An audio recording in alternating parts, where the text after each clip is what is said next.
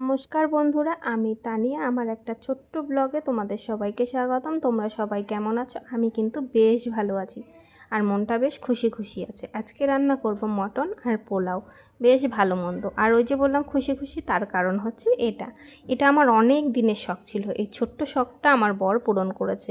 এবার হয়তো অনেকেই বলবে এটা এমন কি এমন জিনিস, আমার কাছে এটাই অনেক দামি।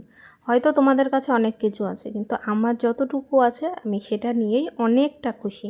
আর নতুন ওভেন লাগিয়ে দেখলাম গ্যাসের ফ্লেমটা না একটু লো বেরোচ্ছে, তার জন্য ওইদিকে ইন্ডাকশানটা বের করে নিলাম। ইন্ডাকশানে মাংসটা বসিয়ে দিলাম। আর এই দেখো, আমার বর বাড়িতে থাকলে আমাকে কিন্তু অনেক কাজে হেল্প করে। এই দেখো, মাংস কষিয়ে দিচ্ছে আর ওইদিকে আমি গ্যাসে পোলাওটা আস্তে আস্তে করে নিচ্ছি। আর তারপরে আরও কিছু কাজ বাজ ছিল। সংসারে তো শুধু রান্না আর খাওয়া কাজ থাকে না, কিছু জামাকাপড় কাচা ছিল, সেগুলো আমি কেচে দিলাম। আর তার মধ্যে বোন চলে এসছে।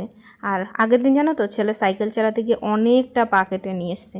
সেই জন্যই আর ওর মাসি আসলো আর বললাম একটু রান্নাবান্না হচ্ছে, আজকে থেকে পরের দিন চলে যাস।